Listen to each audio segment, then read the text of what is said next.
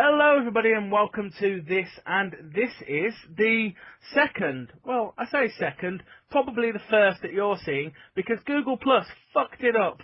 This is the second edition of Tom's Chatroom. Now obviously for those of you who didn't watch episode 1, which is most of you because episode 1 is lost somewhere on YouTube, Tom's Chatroom is a new bit of programming for the channel. The intention being, I'm now part of a network. That's fucking scary. Now, what that essentially means, I have to work on this channel now. I've signed a contract and everything. So, I'm gonna try and bring you. What I'm fully aware of the fact that the videos that I'm putting up are very much samey. The same thing. I mean, obviously not the same stuff in the same order, but the same sort of content. So what this Tom's Chatroom is it's an attempt at doing something new, something different, something else, not like replacement content in any way, but like another string to the bow almost, and the idea of what I'm doing with the show is I'm bringing on people who are working in, well at the moment people who are working in media or that sort of performance-y kind of stuff, where they're putting things out for other people to critique. And I'm going to talk to those people about what they do, and the reasons why. Now episode 1, which you probably didn't see, but it is on the same playlist as this one, was with Thomas Cale. But today, my guest is a writer. Yeah, I know, it's a writer. My guest is also a girl. Yeah, who'd have thought I'd have got a girl on this? My guest at this time, and I can't believe she's made me completely play the character. I can't believe I'm talking to the actual Smurfette. The blue blonde girl from the Smurfs TV show when I was growing up. Actually, you're right. Cheers for that. Now let's take it seriously. So you write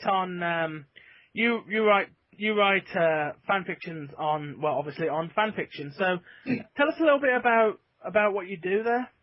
Well, what I really do is I actually I write a story, I create a storyline, and I pretty much, I write update chapters nearly every week about, it's to do with Pokemon. And what I actually do is, I write stories for, based on the characters of Pokemon, and what I do is I simply write for my fans, and I make it interesting, obviously, that I've added characters in for yourself, I create characters for other people as well, and, I just keep up to date with the I make my own world with it. Yeah, and being one of the people who's been reading your story from the first chapter, it is I'm sort of reasonably qualified to talk about the world that you have made, the world that in fact is probably better than the real one. Yeah, well, I would think so. The storyline of Pokemon in the anime is completely different to my story. I mean, I add my own flavours and what I want to happen. Yeah. But obviously, what I've written will probably never happen. Because they'll never age anyone. No, they won't. It's quite a shame, to be honest. I'm really fighting the urge to not just completely geek out. I'm really fighting it. I'm fighting it because I'm trying to be professional, but I know for the YouTube viewers that we'll break down eventually. So yeah, just be patient. But yeah, normally I imagine you'd probably be a bit hesitant about talking about the fact that you write Pokemon stories, but you're talking to the guy who's got 4 episodes backlogged of Pokemon Fire Red on his hard drive. No, I mean, that's what I do. Well, it's, everybody's got their own sort of hobby and what they enjoy doing. I mean, it's for me being a girl and writing stories about Pokemon, I don't think that's a problem. I mean, everybody's got their taste and their sort of, what they're interested in, and me, I'm interested in Pokemon. I don't see a problem with that. Yeah, because I mean, there is the stereotype that people levy against those who partake in cartoons. That Yeah. isn't it for kids? Yeah, but I've grown up with Pokemon. I don't see the problem with it, to be honest. I love it. Absolutely the same. It was there when I was growing up. Granted, it was a new episode every day, which is some. Granted, it was a new episode every day when we were growing up, as opposed to one a week now, which is the format in which we're watching it.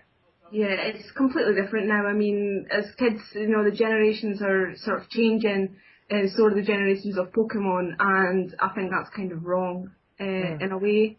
Well, I mean, when we were growing up, Pokemania was in full effect. That's what we've got to remember, that Pokemania was in effect, which was the couple of years where you couldn't turn a street corner without running into some sort of Pokemon advertisement. Yeah. Did you ever go to a Toys R Us show? Oh, no, I've never ever been, but I have watched one of their musicals on YouTube. And I thought it was quite interesting, but it kind of put me off a little bit because of, obviously, they added in a few things that weren't quite true. Do you know what I mean? Like, for example, Ash's mum and Professor Oak. that just sort of put me off because that never happened. You know what I mean? So, I mean, the subtext is there. Yeah, it is. The subtext is there. Professor Oak, why are you at my house? Yeah, I've dropped off plants, It's, yeah. But yeah, obviously, I did go to one of the events, but it wasn't one of the original ones. I went to one of the events. When you could go and you could take your Game Boy game and you could have a Pokemon put on there. I went to a Celebi event. All right. I got a Celebi. I had this like level 100 Celebi. Immediately had a battle with somebody who killed it with a Charizard. Because I back then didn't understand typing. I just thought this level 100 Pokemon that you can only get from going to this event is going to beat everything. But Celebi's part grass type. Yeah, and obviously that's weak against the fire type. But I didn't understand that back then. I was really confused. I mean, I'd had a Charizard. I was like, well, why is this Charizard that I could have had and that everybody can have on their game so much better than this Pokemon that you cannot have unless you go to a special event? Yeah. I certainly think a bit of the shine is lost from event Pokemon now that you can download them off of Wi-Fi. Yeah, I mean, it's really cool. I can't remember what you call it. It's Deoxys, I think it is called. That's out now, a new isn't event it? coming soon. And I just think it's ridiculous. I think you should be able to get them in the games. You don't have to, because I mean, I play it on the Nintendo and I don't have Wi-Fi for it. Me neither. I've never got a Wi-Fi downloadable at all. No, never have I, and it's quite a shame. I think it should be available in every game, every legendary sort of. Yeah, I mean, there is a lot. Now, obviously, this hasn't been confirmed, but with the upcoming games, it is being talked about that because of the capabilities of the 3DS, that we might have paid DLC. Do you think that would be a better way of doing it? Probably will be. I mean, if it's paid for. If you don't have to pay anything for it, then I think that's quite a good idea. But especially with 3DS being quite expensive now. Yeah, I don't have one. I don't have one. I don't want to buy one because it's too expensive. I know I'm gonna have to though. It's like, oh. Yeah, I'm gonna have to. I just have the urge to see what the new games are going to be like. Yeah, what I'm gonna do is I'm gonna let it come out, and then I'm gonna watch like Mariland do a YouTube playthrough of it, and like make my mind up. Do I need to spend that money now? Start saving up for it. Yeah, I'll watch somebody else play it and think I'm probably gonna end up buying that eventually, but it'll be like a couple of years down the line. But what's your favourite region? I mean, in terms of I mean, in terms of the games, your favourite region of the games thus far? Oh, it has to be Diamond and Pearl. The Sinnoh Yes. region. Sinnoh. Has to be that. That was kind of a stupid question on my part, given the fact that you openly call yourself a Pearl shipper. Yes. Can you give us a bit, because obviously I know what that means, you know what that means, but everybody listening probably don't. So can you give some information about what that means, that term? Well, Pearl shipping. Oof, where can I start? It's a sort of Don't worry, you can say whatever you want. I've sworn about 5 or 6 times already, so you can literally get away with saying anything you want. I'm not really wanting to go into full detail about it because I will start getting mad. So, because I'm against the other shipping, but Pearl shipping is pretty much the relationship between two characters, especially between Ash Ketchum and Dom Berlitz, who got introduced in the first episode. Naming exactly the episode is bloody difficult, but the first episode of the Diamond and Pearl saga, right? Yes, that's true. Where she obviously saves, Ash Ketchum arrives in Sinnoh and loses his Pikachu. Were they introduced in the first episode, or was it a couple of episodes down the line? I thought it was a couple of episodes down the line, because she went off one way, he went off the other way, and they ran into each other towards the end of the second ep, didn't they? Is that right? Have I got that mixed up with something else? No, I think that's correct. Obviously, when he arrived, Team Rocket stole Pikachu, and they tried looking for each other. She saved Pikachu, and ended up, Ash met up with Brock, and they met Paul on the way. Who is one of Ash's rival, and they met and they started travelling together. So Pearl shipping is pretty much what the fans believe should be a relationship between the two, between Ash and Dawn. Obviously because of their travelling and their sort of bond, they have a special connection. Yeah. And to be honest, I absolutely hate advanced shipping and advanced shipping. Just for the sake of explaining it to the viewers, advanced shipping, the pairing of Ash and May. Bloody hell, what's her surname now? Bloody hell, Maple. Yeah. Maple. Pokey shipping. That's first season in Ash and Misty. Yeah, Misty, is it canon? Waterflower, is that canon? I think it's Waterflower. That is her second name. I don't think I've ever heard it spoken in any of the anime. I've only ever seen it written, so I wasn't sure if that's canon or not. I think it was mentioned in the Chronicles, one of the Chronicle episodes. Her sister Daisy said that she was a waterflower, so obviously I would. Well, it would make sense that they're all named after flowers. Yeah, especially Waterflower because they're a water type based gym. Yeah.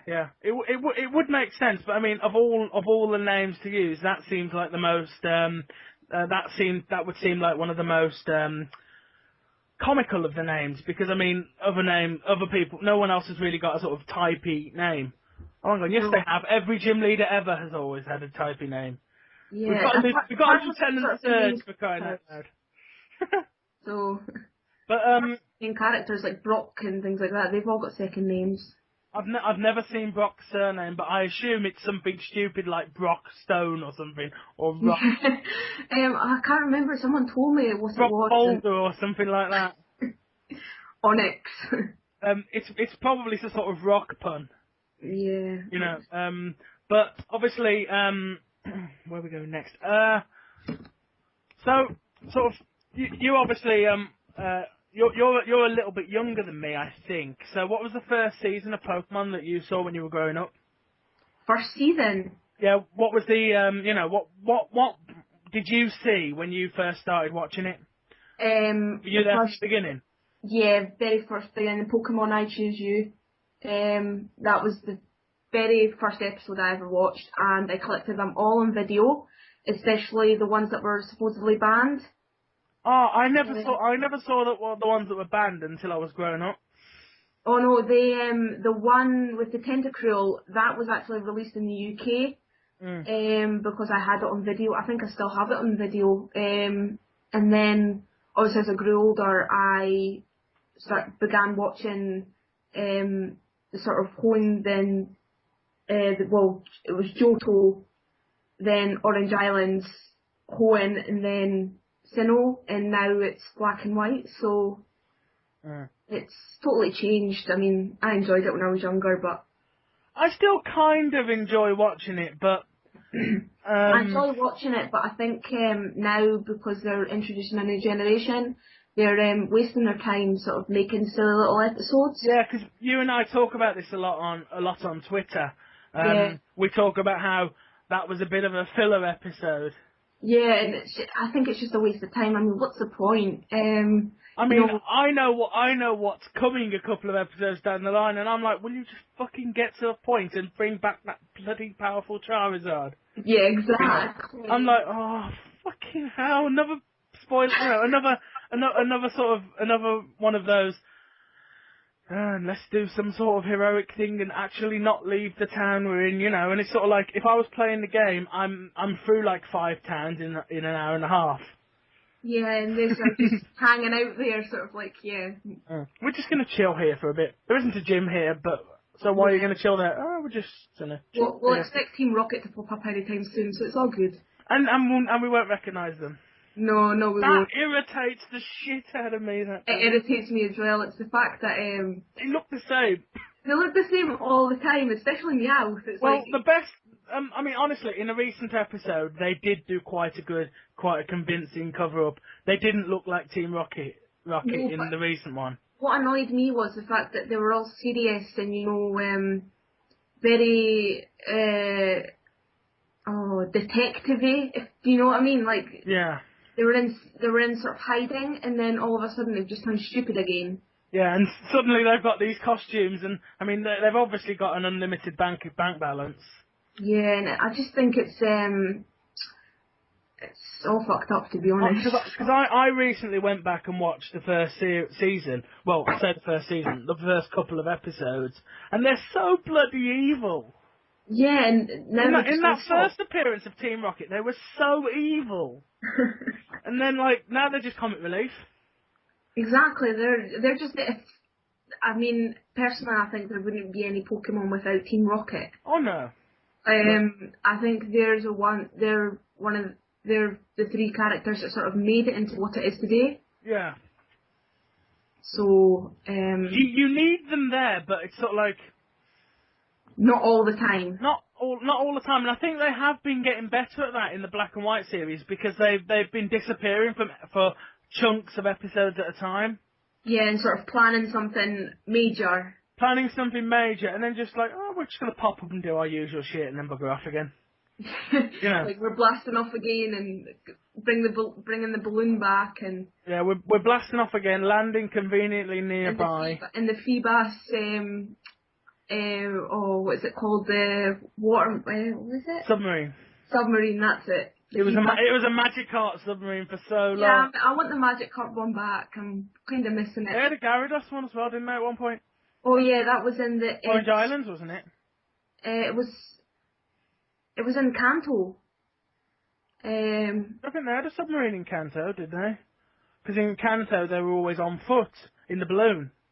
They had it in... It was the Gyarados one, they had it in Kanto, where the episode where Gary turned up at the beach.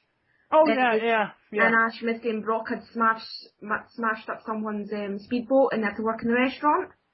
Oh, yeah, I remember that one now, yeah. And then Team Rocket was working for Next Doors, and they were on the beach and... Rutella. Like, oh, that's a fake Gyarados, and Team Rocket is trying to steal your Pokemon, and then he saves the day. As always. And then his mom wins the Bikini Beach Babe contest. No, that's right? Yeah, she did. Mrs. Ketchum won the Bikini Beach Babe contest. And it was like, well, what's the point in doing that? And it's literally just to put something on the mantelpiece next to the mantelpiece every time they're back in Pallet Town. I think it's always there, this trophy thing that she's won. 'Cause I thought, she wins the Bikini Beach Babe contest in that episode, if we're talking about the same episode. Beauty at the Beach. yeah, that's it. Incidentally, another banned episode. Well, Well, banned in America because of James and his inflatable boobs. yeah, that was one of the episodes that was partially banned, but in the UK they cut that out. I know. I was watching a video recently on YouTube, and somebody was talking about all of the episodes that were banned, and I was surprised at some of the ones that were banned because they were going, "Oh, this episode was banned in America for certain reasons." I was like, "Yeah, I can completely see the reasons why it was banned, but I don't think that was banned over here because there was apart from the Dratini, the Dratini Porygon. yeah, They were banned over here. I watched the Porygon one. I'm yet to see Electric Soldier Porygon, which is the English translation. It's I watched it in Japanese and my eyes went for a while, but it was quite blinding. But I don't think I had a seizure, no. But it was quite a shame that they banned it because it makes sense if it causes that much trauma, you do ban it. But I mean, some of the more sillier episodes that they banned, especially the Dratini one, because that's a major. That is a major plot point because he suddenly has 30 Tauros. Yeah, and he caught the 30 Tauros at the ranch. Yeah, and it's really funny how he catches them as well, because he's like catching trying to catch like these really cool, really powerful Pokemon, and it's like they just move out the way and the Taurus gets caught. Yeah, and Brock helped him as well. Brock and Misty helped him catch a few of them as well. Yeah. But I mean, some of these silly episodes that were banned, and these were some. I know we've gone completely off topic, really, but that's the idea of the show, really. Some of the silly episodes that were banned. I don't know if you know about this one, but the Tower of Terror was banned for a while. That actually came out in the UK because I had that on video as well. That one was banned in America. Only it was banned after the fact because it was banned because of what it was called. Not because of the death or anything in it. It was banned because it was called Tower of Terror. And obviously after the 9/11. Yeah, New York had a few tower issues in late 2001. Yeah, it's quite a shame really, but I mean that's irrelevant. I mean it's a cartoon, you know, it's an anime. It's a cartoon that doesn't have any building-based disasters. I mean, you can completely understand them editing or banning the Tentacruel episode where Tentacruel destroys a major metropolis. Mm-hmm. You can completely understand them doing that because that kind of fits, you know. And I mean, even when they ban that, and this is a slight slip-up that they made, in the American version of the theme entrance, that scene's still in it. Yeah, the one with the Tentacle smashing the building, that's still there. Yeah, Haunter licks Charmander's face. Yeah. But I think that was quite a good episode. It kind of showed. It's obviously you can see why they would have banned stuff. I mean, I think 4Kids, who are the people who, for those who don't know, are the people who dub the cartoons into English, are a little bit oversensitive sometimes. They are. I think it's quite a shame, especially when they changed the voice actors. I mean, Veronica Taylor was, epic at playing Ash. Mm. And then they changed his voice to match May Maples. Mm. When he was travelling around Hoenn, and it was really annoying, and it was the same voice as Ash's mum as well. Yeah. At one point, and it was so confusing. It kind of works for his mum to have a similar voice to Ash, because obviously the mother-son link, but not for him to have the same voice as May. You know. Yeah. Really. And it was a special episode. It was Mirage Pokemon. Yeah. The Mystery of the Mirage Pokemon. That I couldn't watch that episode because of the voice act. I mean, the voices were exactly the same. I mean, there was 4 characters in it. And they all had the same voice. Yeah, and it was like, what am I watching? You know, I feel like I'm watching someone just talking to themselves. Mm. I expect this is going to get a bit of a rise out of you. But what do you think about the fact that Ash is the least successful professional trainer known to man? I think it's You know, ridiculous. it's incredible that he's won one tournament, hasn't he? Or two? No, he won the Battle Frontier. Yeah, the Orange League and the Battle Frontier. That's it. Yeah. That's it. I think it's quite pathetic that he's been through all that, and you know, I've noticed in Black and White that there's certain things that he should know. I'm like, you should know that, because I mean, you've travelled through 1, 2, 3, 4, 5 regions. You should know that. I mean, you've had experience in contests, in Pokemon sports, and in over 100 gym battles. I mean, he should know these things, but they've made him quite stupid in a way. Yeah. Something that bothered me. I mean, well, I said bothered. I mean, this is something interesting that I read. Have you read the Ash Coma theory? Yes, I actually have. That makes so much sense. It does make so much sense, but I don't want to think of it as real though, because I don't really want to think that it'll ruin my childhood memories of Pokemon. Let's be honest. If they ever said, okay, that's true, and you know, they never will say it's true, but if they ever said, he's been in a coma for all these years, whilst it completely makes sense and every single plot hole is filled with a convenient cement truck. But there's problems with that theory, because Giovanni has been proved not to be Ash's father. Yeah. Because Ash has actually met Giovanni twice in Black and White. Yeah. During the disaster of... Yeah, the disaster with the Unova region. Landorus, Thunderous, and what's it? Tornadus, yeah, that's it. And obviously Ash would mention something like, "Oh, Dad, it's you," or... Unless Ash doesn't know. I think he does know, because during one of the Diamond and Pearl episodes, Ash speaks to a little boy in Twinleaf Town who's attracting Pokemon with honey on a tree. Yeah. And he attracts a Heracross, and Ash says to the boy, you know, "It's great being a Pokemon trainer. I bet you can't wait."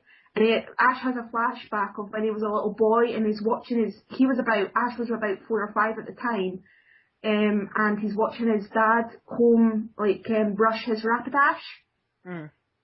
And in the photo, it looks like Silver from the Chronicles. If anybody's ever seen the Chronicles, I mean, Silver is the guy with the Chikorita on his shoulder. Isn't Silver the villain from Gold and Silver? Yes, but he's kind of Ash's age. This Silver's a man. Oh, right. Okay. He looks exactly like Ash. I mean, there's many similarities there, apart from his eyes. I mean, Ash has got his mother's eyes. Yeah. And Silver in the Chronicles meets his friend Richie. You remember Ash's friend Richie? Yeah. Meets Richie, and Richie mentions Ash's name, and Silver's like, "Who? Ash Ketchum?" And as if he knows him almost. Yeah, as if he sort of knows him. Yeah. So I've got suspicions that he's the father. So I think that whole coma thing's Apart from that plot hole, yeah. There's also the eternal happiness theory. Yeah. Which is anybody who sees Ho-Oh, which Ash does in his first episode, gets eternal happiness. And Ash's eternal happiness was would always be to be on his Pokemon journey as a Pokemon trainer. And to become a Pokemon master. Yeah, that completely ruins that theory then, doesn't it? Unless, that completely blows that theory 6 feet under. Yes, I think it'll be a long, long while until Ash fulfills his dream. I don't think financially Nintendo and the Pokemon Company will ever want Ash to be successful, because there's money in watching him try. Yeah. And if they ever make Ash's dream come true, And I mean, you can probably sort of go with this, given that you're writing Pokemon in the future. But we'll talk a bit more about that in a second. That if they ever said, okay, well, Ash has just won the Indigo League, he's now the champion or whatever. Where do we go now? Well, I think they should introduce, female characters. Obviously, he could build a relationship from that. Nothing too serious, but sort of subtle for kids. Like, and then obviously put in something for the future terms of his children or something like that, because I suppose they could sort of take a year off and then come back and say we're 15 years into 15 years on. Yeah, but I think they should do a survey for that. I mean, people can vote on their own for what they want and what the fans want. I mean, including us, because we've grown up with Pokemon in our lives since we're a young age, and I think we should have the right to vote. I mean, because it's quite boring watching the same thing all the time. But the thing is, though, we're no longer Pokemon's target audience. Pokemon's target audience is us 10 years ago. Yeah, but I think it's the kids that don't know what they've missed. I think they should know what Ash has been through, and I got so angry. I mean, you must have seen the Charizard thing in Japanese. Yeah, I saw it. I got so angry watching that. Not because Charizard was back, because that's awesome, but did you see what they did in the flashback part? Yes, they've changed. They've cleaned it up a little bit, but Pidgeotto's the wrong bloody colour. Yeah. Pidgeotto's got the Pidgeot crest, but it's a shame. But like short, and it's sort of like I kind of look at it as that's clearly been made by somebody who's never watched the first season. But I think they should they should replace that with the old episodes, because we'd have an emotional connection to it. We'd actually understand what went on. Completely. But they've totally changed it, and it's quite a shame, really. I kind of hope. I mean, obviously that's just the Japanese version. I kind of hope when they dub it into English, they do it right. They do it justice, because it was a great episode. It was, yeah. It was. Oh man, I think I cried when I first watched it. I did. I think I cried. I watched it last year and I cried. It's And I'm a 22-year-old man, and I shouldn't. I was 21. A 21-year-old man shouldn't be crying at a cartoon, but I did. You have an emotional connection to it. I mean, why wouldn't you? You know what I mean? You've been there from the start, and you've seen him.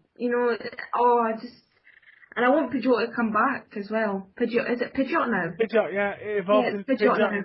In the first episode of Orange Islands. Yeah. And he always says, "Oh, I'll come back for you." I think. Do you think he will? Just there'll be one sort of like end of a series, and he's like, "Well, I promised I'd come back for you," and he goes round and collects them all. I think. Pidgeot, Primeape, Gengar, Haunter. Sorry. Butterfree. Butterfree, he let go for a reason. I think he'll run into Butterfree again.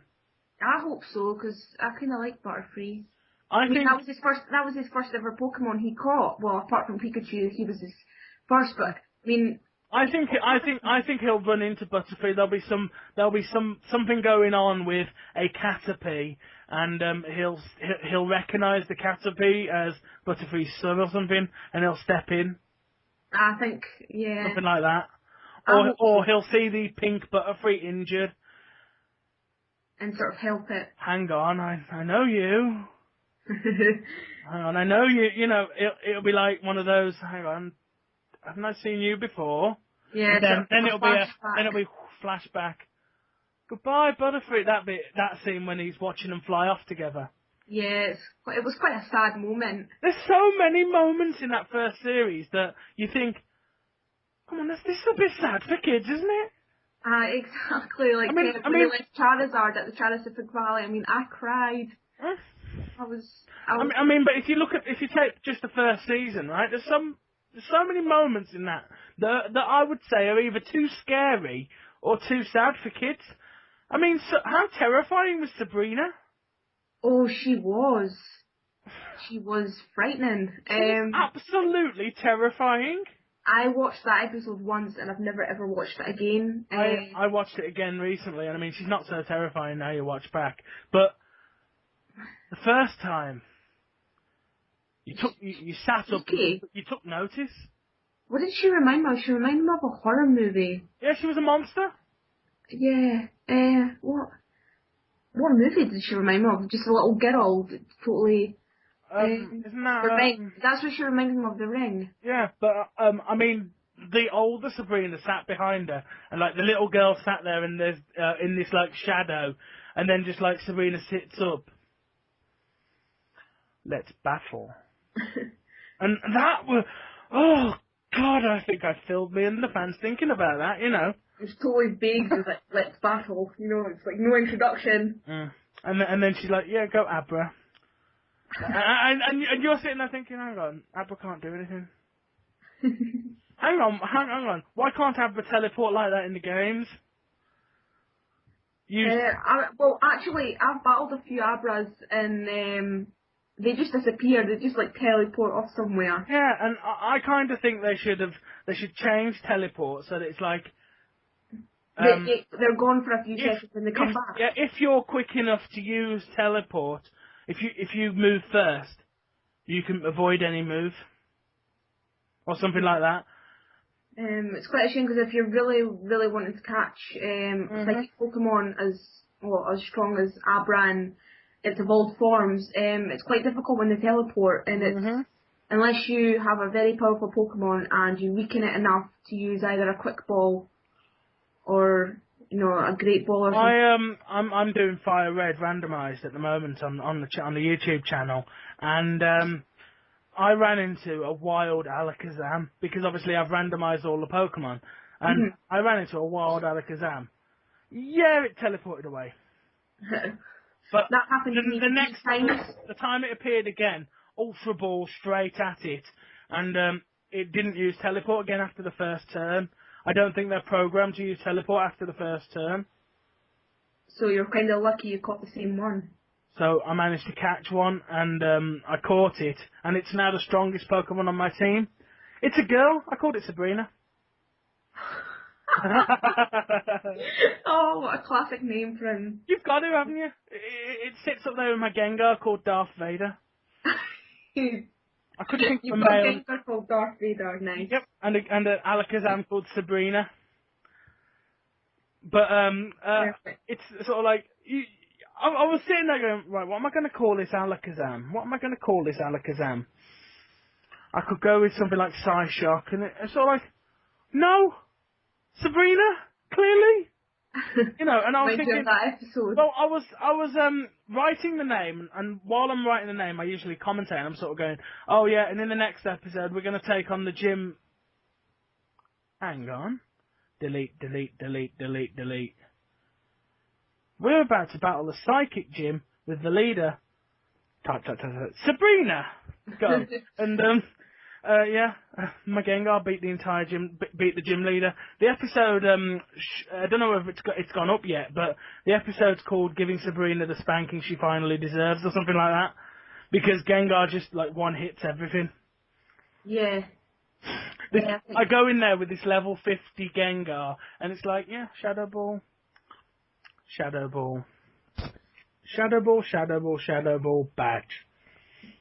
It's quite easy. She was the easiest gym leader ever. She didn't even put up a fight. Right, let's go on to let's talk about your story in particular. What was it that made you want to write? What made me want to write? If you want to go in general, why did you want to write in general? Or then you can sort of go into why you wanted to write that story in particular.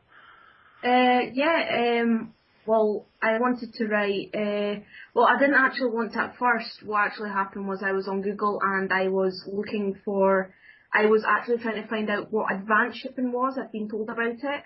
And it came up, fan fiction came up. Yeah. and I began reading an advanced shipping story, and I was like, well, this is quite interesting, and I started to read more stories on peril shipping, and I said, well, I could do this, and because obviously I'm a peril shipper, I thought of a storyline. I said, yeah, I could do this, and I began writing, and absolutely love it. It's great. I mean, to see what other people can do, I mean, you can think you could do it better. So that's kind of what Yeah. I remember thinking when I first started reading, I could probably have a go at this. No, it's fucking hard. I find it really, really difficult. Hence why, I mean, obviously, when I was reading yours, I just said, can you kind of show me how to use this guy? Because I've made this guy all powerful. I'm like, what am I supposed to do now? You know. Well, I've definitely got it written down. I will be using that in the sequel. I mean, I still have to write the final chapter for this current story, which is a Pokemon Future. Is there like can you give us a web address that people can type in to find it? Yes. I could get it for you now. Yeah, if you want, you know, I don't know whether you want to give them your fan fiction profile or whether you want to give them a direct link to the story. Well, that's up to you. You know, you can give them both if you want. I will do. Because obviously, you know, they've sat here and listened to me talk to you for over half an hour, and well, 3/4 of an hour coming up on, and depending on how I edit it, and they obviously will want to know. Well, they want to read what you've done, really, you know. Well, if you enjoy it, please review, and if you've got any ideas, I mean, for the sequel, I mean, it's a bit late now to add ideas in for the actual story, but, I mean, the sequel will be coming out. I will be updating the last chapter this weekend. Obviously, I'll have to wait a month until the sequel comes out. So, if anybody's wanted to read it, please feel free, and don't be afraid to, you know, leave me a review or send me a private message to give me a few ideas, or if you want any characters in it. I know exactly what you're doing. You're like trying to speak stuff quickly, find the information I need. Yeah, I know exactly what you're doing. It's quite difficult.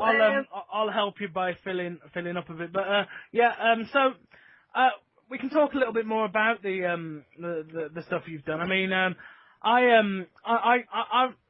I've read a lot of stuff on fanfiction, and nobody's really gone where you've gone, which is weird. Because a lot of people have made Ash all powerful. Yeah, all powerful. and very stuck up. I mean, I've noticed that. Yeah, ridiculously stuck up, you know. And I'm like the greatest trainer ever. Yeah, all bow like down to me. I don't think he'd ever think himself as that. No, I don't think he'd do it either. So he's not that kind of personality where, oh, I'm the most powerful trainer ever. I mean, that's what he wants to become, but he doesn't want to be as stuck up and knowledgeable as that. Do you know what I mean? Yeah, completely. Have you found the websites we need then? I have. It's the. Of course, if you go on Google, if you type in a Pokemon Future, it should come up straight away. Yeah. But the link is there. I've got full screen on. Do you want to just read it out to them? Yeah, it's www.fanfiction.net //894/1/A-Pokemon-Future-. Oh yeah, that's quite complicated. Yeah. It's quite long.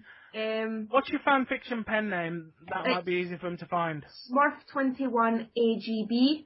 And I've only got one story up, which is a Pokemon Future. But it should come up straight away. Where can the viewers follow you on like social media? You can follow what me do you on encourage? on Twitter, you can follow me at SmurfetteAGB1994, or you can follow me. I've got a YouTube channel which is Alicia. I think. Yes, Alicia Guthrie Barese. And do you want to spell that out for him? ALISHAGUTHRIE. BARRESI, and that's my Facebook. If you want to follow me on Facebook or add me as a friend on Facebook, that's my name as well. Of course, the viewers can find me on Twitter. I'm at TomWilliams1990. You're already on my YouTube page, so watch the rest of my videos, like and comment on all of them, or I'll eat your soul. And obviously, there is the Facebook fan page that I've now made, which is awesome and bloody complicated to update. But I'm working on it. That should be Axel Stewart Deal 21 YT, I think. I'll probably do like a post-commentary thing when I'm editing this with the full information. But thanks for being on the show. No problem. It's a pleasure. And thank you guys for watching. Please remember to like and comment on this video and on all the others. And make sure you read the story that we've been talking about, because it is fucking awesome. Thank you very much. And